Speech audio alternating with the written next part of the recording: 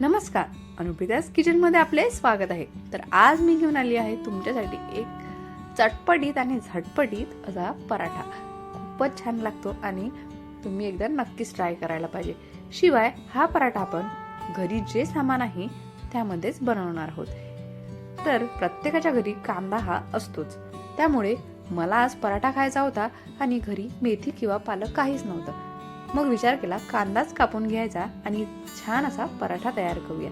तर मी कांदा हा उभा असा चिरून घेतलेला आहे, अगदी बारीक कांदा चिरलेला आहे। तुम्ही बघू शकता उभा आणि स्लाइस करून कांदा चिरायचा आहे। त्यानंतर त्यामध्ये लाल तिखट, थोडासा गरम मसाला, त्यासोबतच चुटकीभर हळद आणि चवीपुरते मीठ घालायचं आहे आणि 2 चमचे त्यामध्ये बेसन घालायचं आहे आणि व्यवस्थित हाताने मिक्स करून घ्यायचं आहे, जेणेकरून त्या कांद्याला सर्व मसाले व्यवस्थित लागतील। आता थोडीशी कोथिंबीर टाकायची आहे आणि व्यवस्थित थोडंसं अर्धा कप पेक्षाही कमी असं पाणी घालून ते आपल्याला मिश्रण तयार ठेवायचं आहे। कांद्यालाही लगेच पाणी सुटतं, त्यामुळे मिश्रण तुमचं असं तयार होणार। तर आता जे कणिक मळली होती त्याचाच एक गोळा घेतलेला आहे आणि मस्त असं पोळीसारखं लाटून घ्यायचं आहे। आपल्याला आपण जशी पोळीसाठी कणिक मळतो ना त्याप्रमाणेच कणिक घ्यायची आहे। इथे मी कुठेही मैदा किंवा बाकी कुठलाही आटा वापरलेला नाही आहे, जे गव्हाचा आटा वापरलेला आहे आणि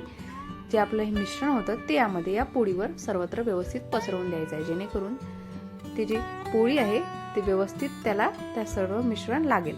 आणि हे तुम्ही एका पराठ्यापुरतं व्यवस्थित मिश्रण घ्यायचं आहे। त्यानंतर तशीच एक सारखी पोळी आपल्याला परत लाटायची आहे आणि जे कडेनी बाजू आहे ते व्यवस्थित प्रेस करून दाबून घ्यायची आहे। तर आता थोडंसं त्यावर लाटणं फिरून तुमचा पराठा व्यवस्थित कटरने किंवा चाकूने कशानेही तुम्ही कट करू शकता।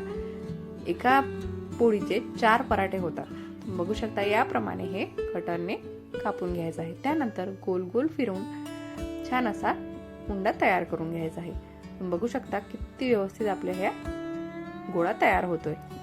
आता लगेच आपल्याला हे लाटून घ्यायचं आहे आणि खायला खूपच छान लागतात। तुम्ही एकदा नक्कीच ट्राय करा आणि कमेंटमध्ये मला नक्की सांगाल की तुम्हाला ही झटपट रेसिपी कशी वाटली। आपल्याला कांदा या पद्धतीने तुम्ही सुद्धा वापरू शकता। आता गोळ्याला थोडंसं पीठ लावायचं आहे, त्यानंतर हे लाटण्याच्या साहाय्याने आपल्याला आवडत्या आकारामध्ये लाटून घ्यायचं आहे। थोडंसं चिटकणार, पण त्यामध्ये थोडंसं वरून पीठ टाका, म्हणजे जे पराठा आहे तो व्यवस्थित लाटला जाईल आणि छान आकार तयार होईल। आहे की नाही एकदम झटपटीत रेसिपी आणि खायलाही खूपच छान लागते। तुम्ही एकदा नक्कीच ट्राय करून बघा आणि कमेंटमध्ये मला नक्की सांगाल की तुम्हाला ही झटपट रेसिपी कशी वाटली। आता गॅस लावून घेऊया, त्यानंतर तावा गरम करून घेऊया, त्यानंतर ताव्यावर तूप लावा किंवा तेल लावा, काहीही लावू शकता, आपल्या आवडीनुसार आपल्याला ते लावायचं आहे। तर आता ताव्याला व्यवस्थित तेल लावून घेतलेलं आहे, तर हा पराठा यावर घालायचा आहे। तर पराठा हा आपल्याला मस्त असं तेल घालून त्यावर प्रेस करून करून हा शेकायचा आहे, जेणेकरून जो पराठा आहे तो आणखीनच क्रिस्पी होईल। हीच एक छान ट्रिक आहे। जर पराठा तुम्हाला क्रिस्पी पाहिजे असेल तर भरपूर तेल घाला आणि प्रेस करून आपल्याला हा पराठा शेकायचा आहे, म्हणजे तो पराठा आहे तो मऊ होणार नाही, अगदीच क्रिस्पी होईल। तुम्ही एकदा नक्कीच या ट्रिक वापरून पराठा तयार करा। आता पराठा छान असा आपल्याला भाजून घ्यायचा आहे, त्यानंतर दह्यासोबत, लोणच्यासोबत किंवा ठेच्यासोबत तुम्ही कशासोबतही खाऊ शकता। तुम्ही बघू शकता अत्यंत क्रिस्पी असा पराठा आपला तयार झालेला आहे। चला तर मग आता सर्व करूया। टिफिनसाठीही मुलांना खूपच छान आवडेल आणि नक्कीच द्या। तर दह्यासोबत मी हा पराठा खाऊन दाखवते, खूपच छान झालाय। थँक्यू, नक्कीच ट्राय करा।